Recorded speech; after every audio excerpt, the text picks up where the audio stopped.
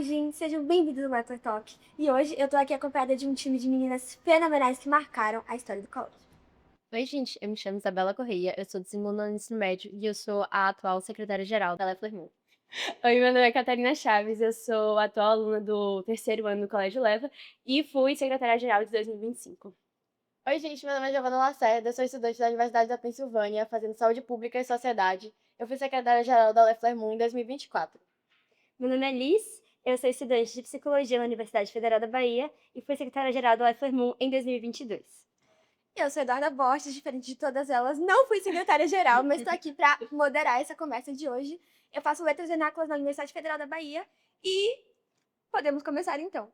Liz, então, você da mesa, que é a nossa veterana, eu queria que você contasse um pouquinho pra gente como foi a experiência e dá um gostinho pra gente de como foi no passado. Eu acho que a minha experiência foi especialmente divertida, porque foi a primeira simulação que a gente teve presencial aqui no UEFA. Então, depois de 10 anos de simulações online, por causa da pandemia, eu fui entregue o grande desafio de, enfim, comandar essa simulação presencial aqui. Então, a gente teve tanto a mini Leffler Moon quanto a Leffler Moon, a mini Leffler Moon sendo aberta só para estudantes aqui de dentro, mas a Leffler Moon a gente fez convite para várias escolas, então a gente teve vários estudantes de fora também. A gente teve 4 comitês na época e a AC. Então foi uma simulação de médio porte, assim, considerando que era primeiro presencial.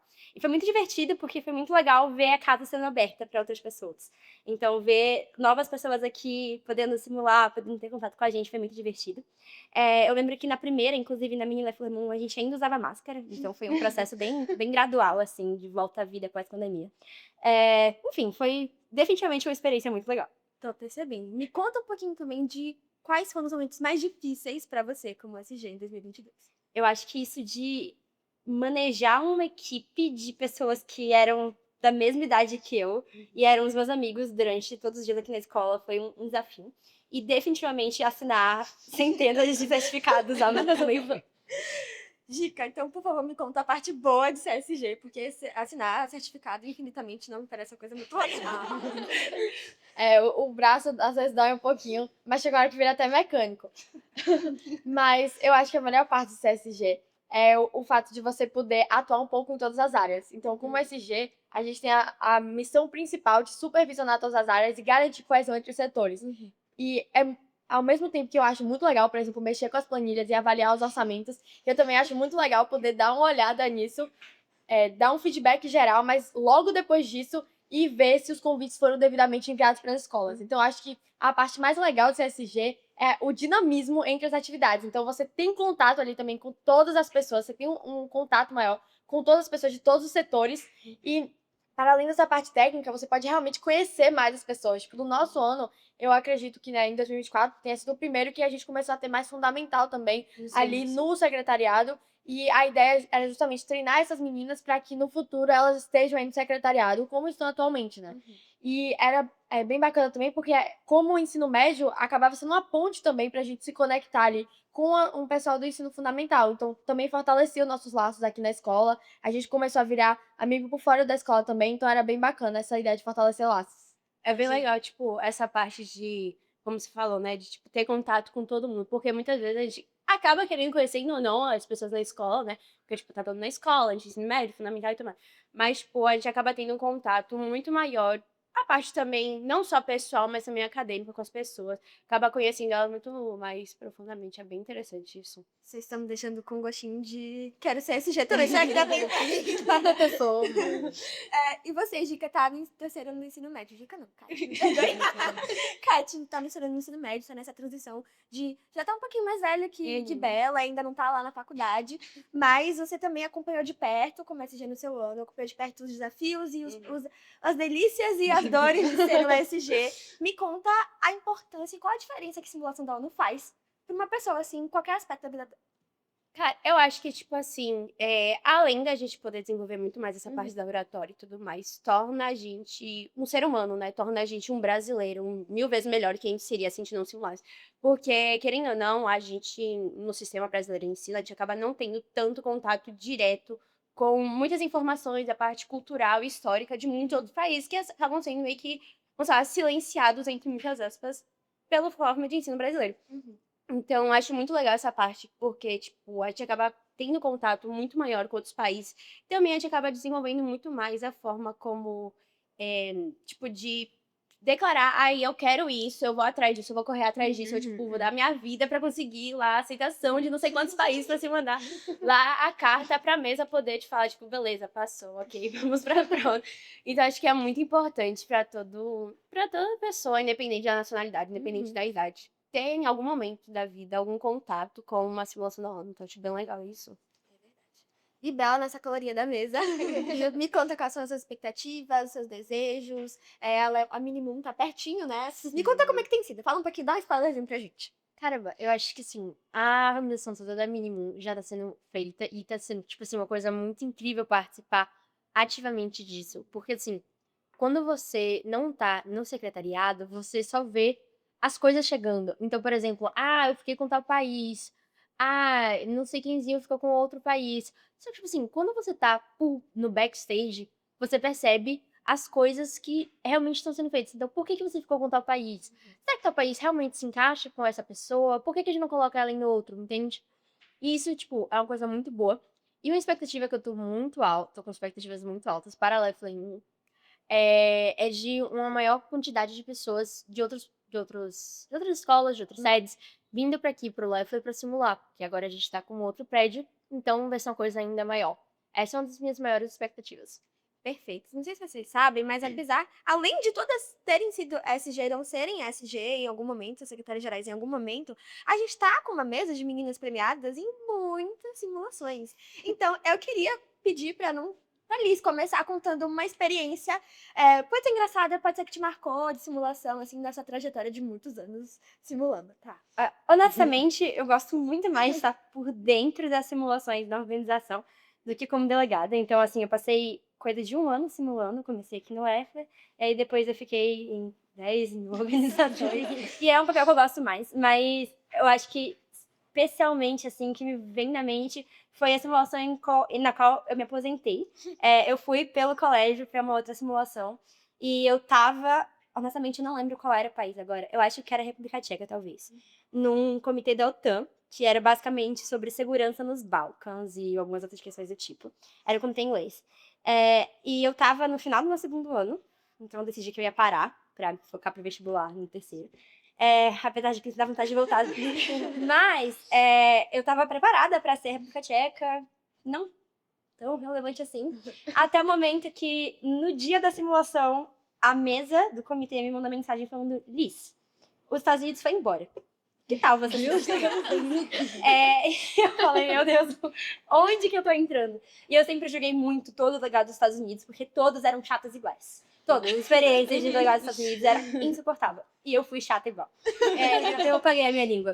Mas assim, deu certo. No final eu premiei. E assim, foi uma forma muito legal de terminar a minha carreira nas simulações como delegada com chave de ouro. Muito divertido guardar esse momento, assim, na memória. Você, Bela, voltou, não tão recentemente assim, mas de uma viagem para um lugar, uma simulação muito famosa, muito querida, onde recebi várias fotos dela muito linda, gente super formal lá nos debates. Me conta um pouquinho também de como foi essa experiência. Alguma coisa te marcou lá nos debates? Olha, a simulação em questão foi a Bramon. A Bramon, ela acontece lá em Costa de Sauípe e vem pessoas do Brasil inteiro. Assim, eu particularmente, eu não estava imaginando que fosse uma coisa tão grande. Tipo, Giovana, ela começava a botar medo na gente. Minha, das meninas que fomos pra Bramon. Aí ela falava assim, não, é muito sério, vocês precisam se concentrar na hora, vocês precisam fazer o research binder, vocês precisam fazer a sua pesquisa. Gente, até hoje eu não sei o que é research binder. Mas eu agradeço. Mas assim, eu gostei muito da Bramum. E assim, a experiência que mais me marcou lá da Bramum é que assim, lá você fala com um microfone e tem um pódiozinho. É pódio que se fala em português? É púlpito, eu acho, não? É um púlpito. Um púlpitozinho com um microfone. E assim, gente, eu não tava imaginando que era uma coisa dessa. É, tipo, muito grande lá, a sala de conferência. E você fala lá com o púlpito e o microfone. Obviamente, você começa a gaguejar, né? Não sabe o que falar. E depois você vai se enturmando e coisa e tal.